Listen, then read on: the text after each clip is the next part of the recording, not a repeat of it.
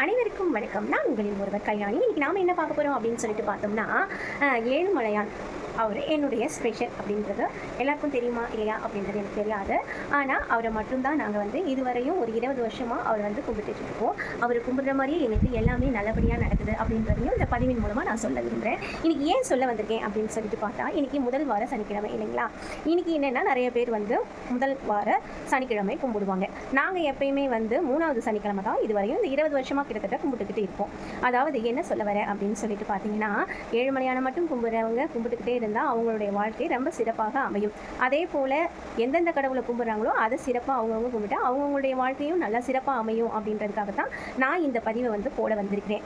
அதாவது என்ன அப்படின்னு சொல்லிட்டு பார்த்தோம்னா, 3வது சனிக்கிழமை அவருக்கு வந்து நான் கும்பிடும்போது அவருக்கு தேவையானது நிறையா கொடுக்கணுன்ற ஏழுமலையானுக்கு ரொம்ப பிடிச்சது அப்படின்னு சொல்லிட்டு பார்த்தோம்னா, நாங்கள் 3வது சனிக்கிழமை அவருக்கு என்னென்ன வச்சு கொடுப்போம் அப்படின்னு பார்த்தோம்னா, ரொம்பலாம் செய்ய தேவையில்லை. அவருக்கு தேவையானது என்ன அப்படின்னு சொல்லிட்டா மாவிளக்கு.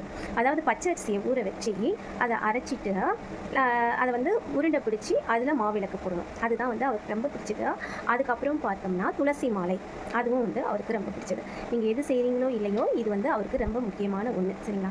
அதுக்கப்புறம் நம்ம எப்பயும் போல் புளி சாதம், தயிர் சாதம் எல்லாத்தையும் அதே போல் செஞ்சு அவருக்கு 7 வகையான சாப்பாடு படையல் போடணும்.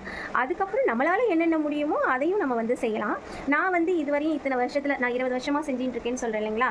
அதில் நான் என்ன அவருக்கு செஞ்சுட்டு இருக்கோம் அப்படின்னு சொன்னால், நான் ஃபஸ்ட்டு வந்து எல்லாருக்கும் ஃபஸ்ட்டு ஒரு 3 சேலை கொடுக்க ஆரம்பித்தேன்.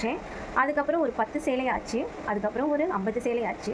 இப்போ ஒரு 100 சேலை கிட்ட கொடுத்துட்டுருக்கேன் அப்படின்றத ரொம்ப பெருமையோட அந்த கடவுளோட ஆசீர்வாதம் இருக்கிறதுனால தான் என்னால் செய்ய முடியுது அப்படின்றதையும் நான் வந்து இந்த பதிவின் மூலமாக ரொம்ப வந்து அந்த கடவுளுக்கு வந்து ரொம்ப ஒரு தாழ்ந்து இந்த பதிவை வந்து எங்களுக்கு என்னென்ன நடந்துச்சு ஏழுமலையானால் அப்படின்னு சொல்லிட்டு நான் ஒவ்வொரு பதிவாக போடலாம் அப்படின்னு சொல்லிட்டு இருக்கேன். பார்க்குறவங்க எனக்கு வந்து நல்ல கமெண்ட்ஸ் மட்டும் கொடுங்க, தயவுசெய்து தப்பான கமெண்ட்ஸ் கொடுக்காதீங்க.